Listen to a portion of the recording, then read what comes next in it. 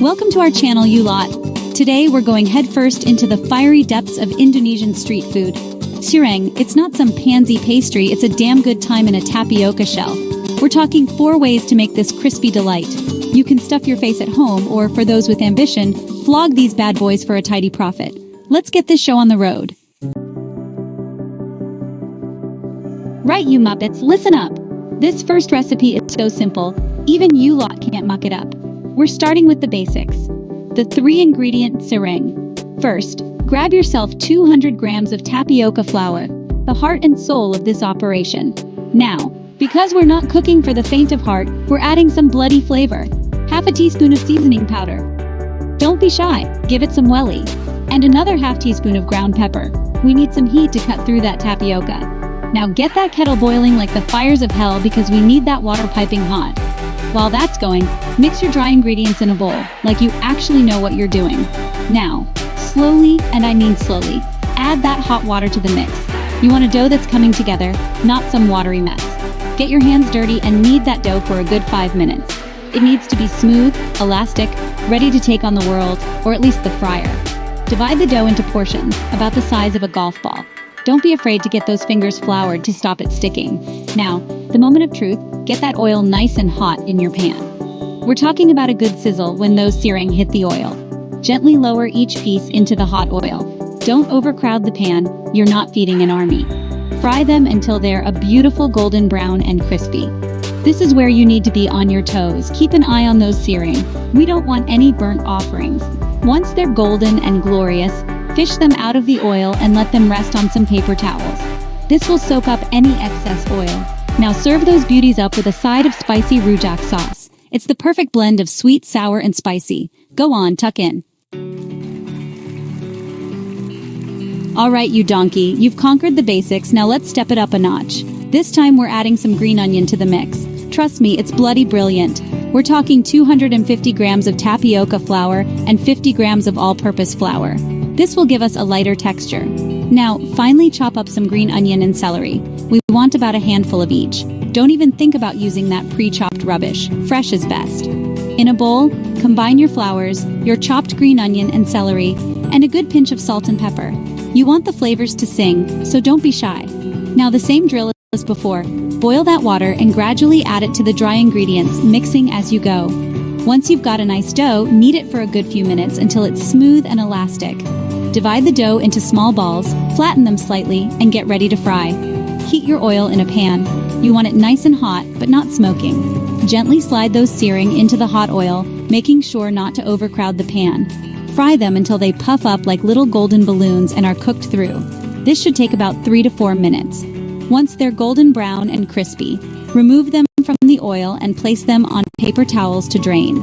Serve these beauties hot with your favorite dipping sauce. I recommend a spicy peanut sauce, but you do you. Listen up, you bunch of amateurs. We're about to elevate this cireng game to Michelin star standards. Get ready for the chicken-filled cireng. It's a flavor explosion waiting to happen. First things first, let's prepare the chicken filling. Grab yourself some boneless, skinless chicken thighs and mince them finely. We don't want any chunky bits in our cireng, this isn't a pie. Now finely chop some shallots, garlic, chilies, and carrots. We're talking about a fine dice here. You want everything to cook evenly. Heat some oil in a pan and saute those shallots and garlic until they're fragrant. Add in the minced chicken and cook until it's browned. Now, throw in those chopped chilies and carrots and cook until softened. Season the chicken filling with salt, pepper, and your favorite spices. I like to add a touch of turmeric and cumin for warmth. Set the filling aside and let it cool while we prepare the dough. For the dough, you'll need 200 grams of all-purpose flour and 200 grams of tapioca flour. Combine the flours in a bowl, season with salt and pepper, and gradually add hot water, mixing until a dough forms. Knead the dough for a few minutes until it's smooth and elastic. Divide the dough into equal portions and flatten each portion into a disc. Place a spoonful of the cooled chicken filling in the center of each disc. Bring the edges of the dough together to enclose the filling completely, pinching the edges to seal. Heat some oil in a deep fryer or a large pot. Carefully lower the filled cireng into the hot oil, working in batches to avoid overcrowding. Fry the cireng until they're golden brown and crispy, turning them occasionally to ensure even cooking. Remove the cooked sereng from the oil and drain them on paper towels. Serve these bad boys hot with your favorite dipping sauce. I recommend a spicy chili sauce or a creamy peanut sauce. All right, you lot, it's time to get shellfish. We're diving into the deep end with this shrimp Cireng recipe. It's a taste of the ocean that'll have you hooked. First, grab yourself some fresh shrimp, about 65 grams worth. Peel those prawns and remove the heads. We're after the good stuff here. Now, mince those shrimp finely, or if you're feeling lazy, give them a quick blitz in a food processor. We want a smooth paste. In a bowl, combine the minced shrimp with some finely chopped garlic, a pinch of salt, a good grind of black pepper, and a squeeze of lime juice. Mix it all together and let those flavors mingle. Now, add 50 grams of tapioca flour to the shrimp mixture and stir until well combined. You want a thick, sticky dough that holds its shape. If it's too wet, add a bit more tapioca flour, 1 tablespoon at a time, until you get the right consistency. Divide the dough into small, bite-sized portions. Roll each portion into a ball, then flatten it slightly between your palms. You can also use a fork to create a crisscross pattern on top, if you're feeling fancy. Heat some oil in a frying pan over medium heat. Once the oil is hot, gently slide the shrimp sereng into the pan, making sure not to overcrowd it. Fry the sereng for about 2 to 3 minutes on each side, or until they turn a beautiful golden brown and crispy. Once cooked, remove the shrimp sereng from the pan and place them on some paper towels to drain off any excess oil. Serve these little beauties hot with your favorite dipping sauce. I recommend a sweet chili sauce or a tangy tamarind sauce. They're absolutely divine.